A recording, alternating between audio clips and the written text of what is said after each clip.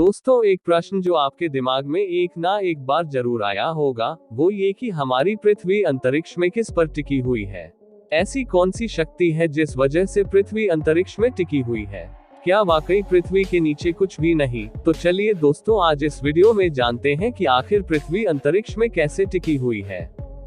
दोस्तों, पृथ्वी और सौरमंडल के अन्य ग्रहों के नीचे कुछ नहीं है, केवल नीचे दूर दूर तक फैला हुआ अंतरिक्ष है। पृथ्वी किसी भी चीज पर टिकी हुई नहीं है, बल्कि अंतरिक्ष में बाकी सभी ग्रहों की तरह सूरज के गुरुत्वाकर्षण की ताकत की वजह से तैर रही है। सूरज में गुरुत्वाकर्षण की शक्ति इतनी अधिक है कि वह सभी ग्रहों को अपने इर्द गिर्द रखने में समर्थ है। लेकिन दोस्तों, पृथ्वी सूर्य के गुरुत्वाकर्षण की वजह से अंतरिक्ष में रुकी हुई है। तो अगर मान लो कि सूर्य नहीं होता तो क्या पृथ्वी गिर जाती? इस सवाल का जवाब है नहीं, जी हाँ। क्योंकि हमारी पृथ्वी का आधार केवल सूर्य ही नहीं, बल्कि साइंस के अनुसार अंतरिक्ष में कोई भी वस्तु अपनी जगह पर स्थिर है तो वह स्थिर ही रहेगी, और अगर गतिशील है तो वह गतिशील ही रहेगी, जब तक उस पर एक्सटर्नल फोर्स ना लगे। यानी कि आसान शब्दों में कहा जाए तो जब तक कोई बाहरी बल ना लगे तब तक वह उसी स्थिति में ही रहेगी। अब आपके दिमाग में ये भी ख्याल आ रहा होगा कि अगर पृथ्वी सूर्य की गुरुत्वाकर्षण शक्ति से बंधी हुई है, तो पृथ्वी सूर्य के गुरुत्वाकर्षण से सूर्य के अंदर ही क्यों नहीं समा जाती। दरअसल दोस्तों, पृथ्वी की खुद की भी एक गति है, और इसी गति की वजह से पृथ्वी सूर्य के अंदर नहीं गिरती। सूर्य का गुरुत्वाकर्षण और पृथ्वी की गति एक ऐसी जगह पर स्थिर है, जहां पर पृथ्वी का गिरना एक चक्कर बन जाता है, जिसको हम वैज्ञानिक भाषा में ऑर्बिट कहते हैं। दोस्तों, गुरुत्वाकर्षण और अन्य ग्रहों के ऑर्बिट में घूमने के इस नियम को न्यूटन ने तोप के गोले से इस बात को समझाने की कोशिश की।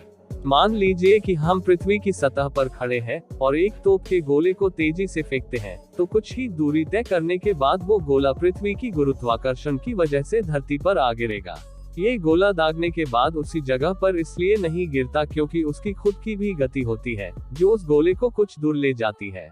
अगर मान लीजिए कि हम गोले को कहीं गुना तेजी से फेंकते हैं तो वह पहले की तुलना में काफी आगे जाएगी, लेकिन अगर गोले को इतना तेजी से फेंका जाए तो वह धरती की सतह से पार हो जाए, तो वह धरती के गुरुत्वाकर्षण क्षेत्र में तो बंधा रहेगा, मगर गिरने के बाद उसे धरती के गोलाई की वजह से उसे धरती पर गिरने के लिए जगह नहीं मिलेगी।